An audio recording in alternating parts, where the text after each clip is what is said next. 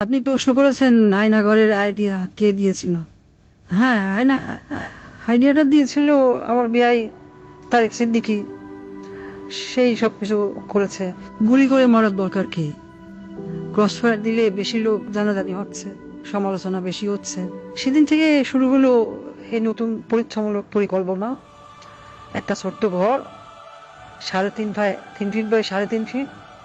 ওইখানে নিজের কোথাও ভালোভাবে শোনা যায় না। হ্যাঁ, আমরা প্রথমে কিছু বিরোধী নেতাকে তুলে আনলাম, এই বিএনপি, জামাত, ছাত্র শিবির, ছাত্রদল, কিছু সাংবাদিক। ওদের দেখা হলো সেই আয়না ঘরে। প্রথমে কয়েকদিন ওরা দেয়ালে ঘুষি মারত।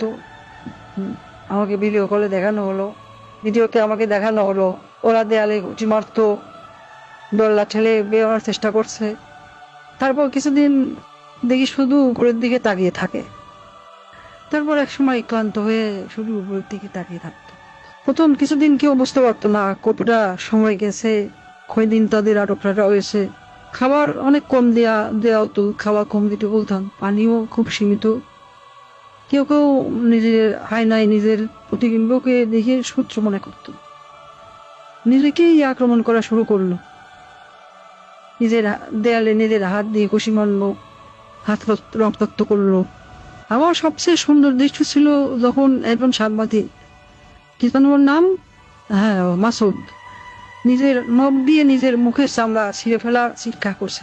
আমার পছন্দ হলো। সারা দেশে আরো বেশ কিছু এরকম আয়নাঘর বানালাম।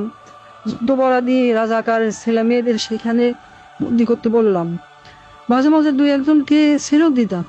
ফিরে এসে কেউ কিছুই বলতো না, ওইভাবে বলে দিয়েছিলাম যেন কেউ মুখ না খোলে। ব্যাস, সাপও মরলো না, লাঠিও ভাঙলো না। মানুষ ভাবলো যান বাঁচাতে স্বেচ্ছায় আত্মগোপন করেছিল, কিন্তু আমার আসল শক্তি ছিল প্রচারণায়। আমার দলের নেতাকর্মীরা, তারাও এই ব্যাপারটা বিশ্বাস করতে পারে। সত্যকে আমরা এমন ভাবে ধামাচাপা দিয়েছি, কেউ বিশ্বাসই করতে পারছে না আয়নাঘর আসলে ঘর বলতে সত্যি কিছু ছিল। আমি হাসলাম, কারণ কেন জানেন, একবার যদি সত্য মিথ্যাকে আর মিথ্যাকে সত্য বলে চালিয়ে দেওয়া যায়, তাহলে আর কিছু করার দরকার নেই। মানুষের মনে সন্দেহ ঢুকিয়ে দেওয়াই যথেষ্ট। আমার বাবা বলতেন, একবার যদি কেউ নিজের চোখে দেখা জিনিসকে সন্দেহ করতে শেখে, তবে সে নিজের জীবনের উপর বিশ্বাস রাখে না।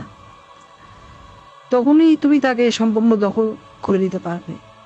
আমি তাই করেছি। আমি তাদের মনের উপর শাসন করেছি। আমি তাদের কল্পনাকে বন্দি করেছি,